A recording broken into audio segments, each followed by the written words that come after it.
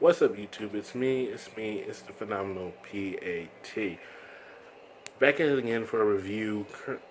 For this review, it's going to be the 1968 Night of the Living Dead. I said, about to say Day of the Dead. Boy, I'm loco. Directed by George A. Romero, written also by George A. Romero. Actually, Tom Savini was supposed to be doing the special effects for it, but he got called in to be a war photographer for the Vietnam War. Um, Done in the outskirts of Pittsburgh, Pennsylvania, in rural Pennsylvania. I think it was outside of Pittsburgh for a very modest budget. Great film in black and white. I'm currently reviewing the Criterion Collection version, which was also done with a spectacular 4K restoration, supervised by Romero before he passed away. So, starred Dwayne Jones, Judith O'Dea. Great film. Judith O'Dea character is Nancy Barbara. I was about to say Nancy. I was thinking Nightmare on Elm Street. Barbara, her brother Johnny, they went to the grave of their father to place a memorial for him. Then a zombie attacks Barbara. Johnny gets killed, and she runs away, which also starts the trope of tripping when the monster or killer is after you. Boy, they still doing that trope to this very day. Can we end that trope now, please? That's all I'm trying to say. And she winds up in the house in a farmhouse.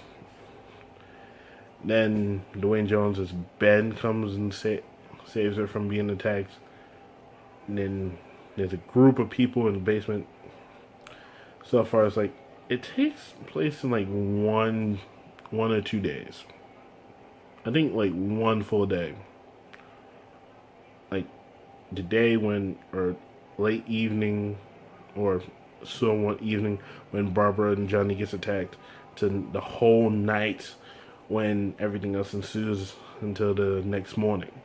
So basically, it was a great film. It actually, yeah, took place in a couple locations, but great film.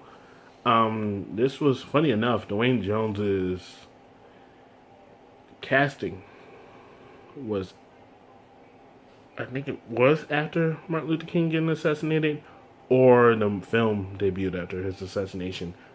But Romero made Ben a unspecified character.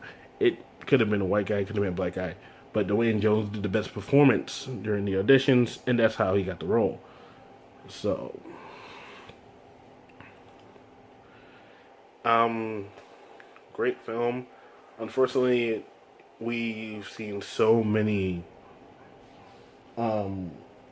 so many, outings or different editions of Night of the Living Dead because it was unfortunately in the public domain.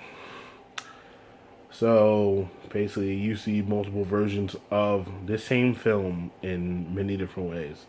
I told you I'm doing the Criterion Collection version because I own the Criterion Collection version. I know there's other Blu-ray versions that are out, but I think with the Criterion Collection version, it's more crisper and better picture. As I said, it was a 4K restoration for the film for this edition. So also supervised by George A. Romero. Once I uttered again. Sorry for that. But overall, great film. I give this a 4.5 out of 5. Actually, this is the precursor. This is the predecessor to all modern zombie films, which I love. So once again, this is Phenom Pat. As I always say before I leave a film review, update, or anything else of that nature,